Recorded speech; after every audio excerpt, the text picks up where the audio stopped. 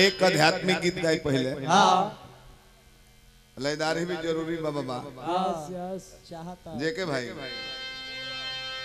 गायत्री ठाकुर जी के बाबूजी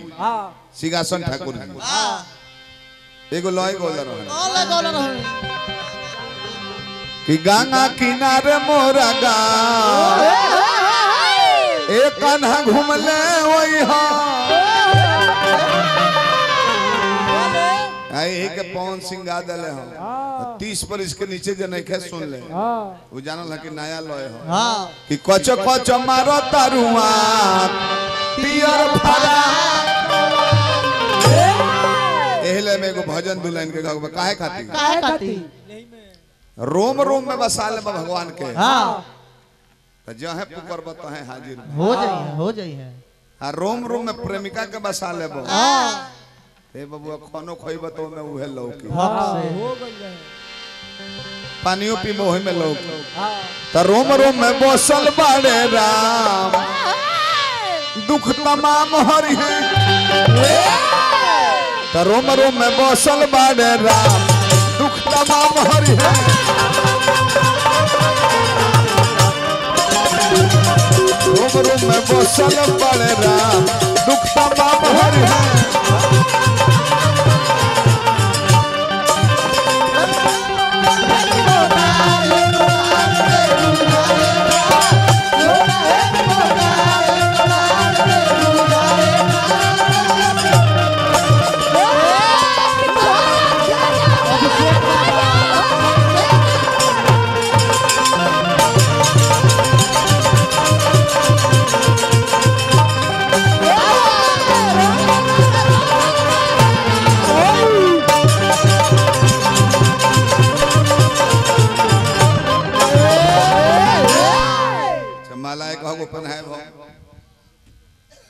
गुड्डू गुलजार जी के संगे संगे हमरा प्रदीप बाबू प्रेमी जी सैकड़ों रुपया पुरस्कार दे मैं भोला दानी बनौल रही आतना जुटान एगो साइड में जितना लोग बा इतना में प्रोग्राम होला है ना हूँ हो ना हूँ है ना हूँ ये तो सब प्रेमी लोग हो ये सब है हमारा अभिषेक बाबा के नाम पर बोलो हंस के कोनो काम बिगड़ना जला कहीं तो सुनल जा बाबा के कुल फाइन लो जुटल बा गलती सही है तब का बाबा के भी गोल लगनी है आय में शिकायत नहीं के बाबा कोनो दिन ब दिन आगा बढ़ जाला हमनी के भी उहे ब्यास नहीं जा पहले खड़ा होके गाओ तनी हो बैठ के गाओ तनी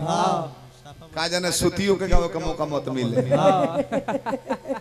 गलती कहनी है ना जी हाथना गंदा ना चाहत का कहनी है कि खूंटी गड़ गेल हमारा बेंजू वाला में ऐसन गाय जबकि खुद खूंटी पांक में से निकाल दे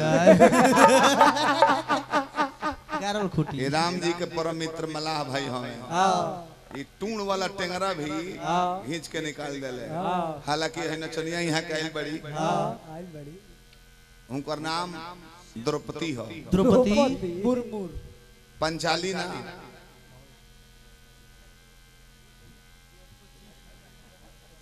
अजय लाल यादव जी बनी गायक बनी सब्जुट बनी है ढेर बा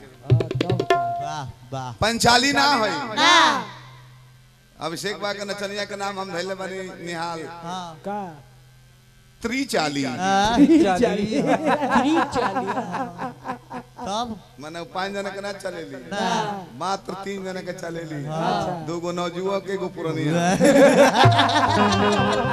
धन्यवाद बाबा हम पर शिकायत ना करो अच्छा होई त्रिचाली होई खुश बनी बाबा ये बात पे। ये बात पर बाबा खुश बनी हाँ त्रिचालिए ना होई ना बहारी सुहारी भोजन बनाई सब होई कपड़ो धोआ जाला। खैर अच्छा बात बा अभिषेक बाबा खिसियानो है हाँ बहुत हई मंच तो हमरा बबलू बाबा हाँ यादव जी के मंच है पर कतनो तनिया लोग कूदी टूटी ना ना ना एगो साहब जी के यहाँ बलिया प्रोग्राम रहे अब ऐसा मंच ना बना रहे ना पटरा वाली हाँ सेटरिंग के पटरा ना हो हाँ आ त्रिचाली वाली नाचे खाती है बाबा रे कूद कूद हे भगवान हाँ कूदली कैसे धमाक दे ए पटरा सरो रहे जाने की हाँ छटक के साउंड वाला के लीलार पर लागल उ हमर लइके हवे हाँ गरमा गेले कि मारो ब्यास जी करे के मारो चुप रह तू काहे के मर बजे के भाई बाड़े साज दे हाँ अब गिर के बेहोश हो गइली साज दिए हम कहनी अभिषेक बाबा बाबा देखी न चनिवा काहे बेहोश हो गइल काहे धीरे ही से गिरल ही हाँ ए भैया पटारवा तो छटक गई रहे हाँ नीचवा बांस गाड़ रहे बाप बाप वो कहां छटक कहाँ चोक एगो आके साउंड वाला के हेल्पर कहल के ब्यास जी भैया जी बांसवा 1.5 बीता कम हो गइल बा। ये कैसे अरे ये एकर वैज्ञानिक कारण क्या है पता लगा पहले ओकरा के निकाल लो खींचा खींचा खींचा घींचल लो हाँ आँख में हाथ लगा बांसवा देखने की करी लालू बा हाँ पियरू बा ला पूछने की कैसे हो कैसे हो साउंड वाला कहल के ब्यास जी ये भैया जी पियरू बा लालू बा हाँ हमने पियर काहे बा काहे आ लाल काहे बा काहे लाल ऐसे बा कि बांस नीचे रहलो हाँ गड़ गइल हो हाँ खून निकल गइल बा लाल हो लो पियर पियर घींचल हलो हाँ ए, चुप रहो पियर काहे भइल बा काहे पहले के ब्यास जी हाँ। घींचला पर प्रेशर बनल हो हाँ वही पर हग देले बिया राम राम छी छी हम कहने हे भगवान राखी छिटे दुनिया प्रकृति के नियम के समाधान हम प्रभु तार लीला अपरंपार बा हरि अनंत हरि कथा अनंत शास्त्र से बोली बा कौन बात घटिया बात नहीं के बोले शास्त्र हरि अनंत हरि कथा जो इच्छा धरई मन माही हरि कृपा कुछ दुर्लभ बना सबरी माई इंतजार कोइली कि दर्शन देखई है अबरी अरहिया खोजेली सबरी दर्शन देखई है अबरी अरहिया खोजेली सबरी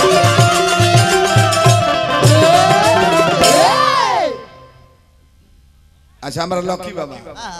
बहुत बहुत पुरस्कार बाबा के गोड़ लगनी है रहिया देखई है रहिया खोजेली सबरी दर्शन देखई है अबरी का है झूठ बोल खा के आ भगवान बैकुंठ दे दे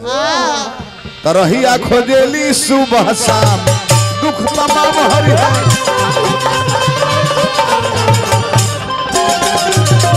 रहिया खोजेली सुबह शाम दुख तमाम हरि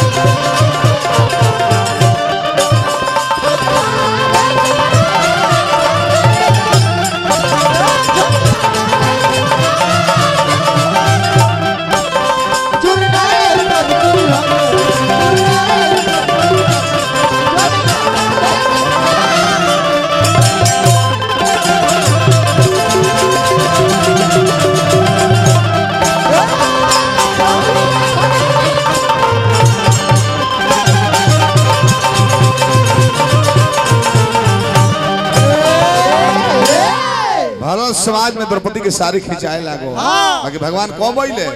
जब सरेंडर बोल रही तो द्रौपदी के सुनी कटेरी तनिको ना कोई नहीं देरी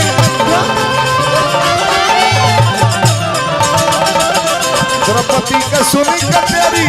तनिको ना कोई नहीं देरी सरिया बढ़ानी खुलेआम दुख तमाम ले लो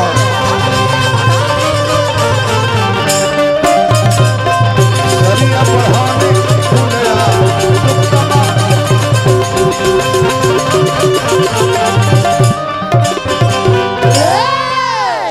150 रुपया पुरस्कार पसंद भी है हमरा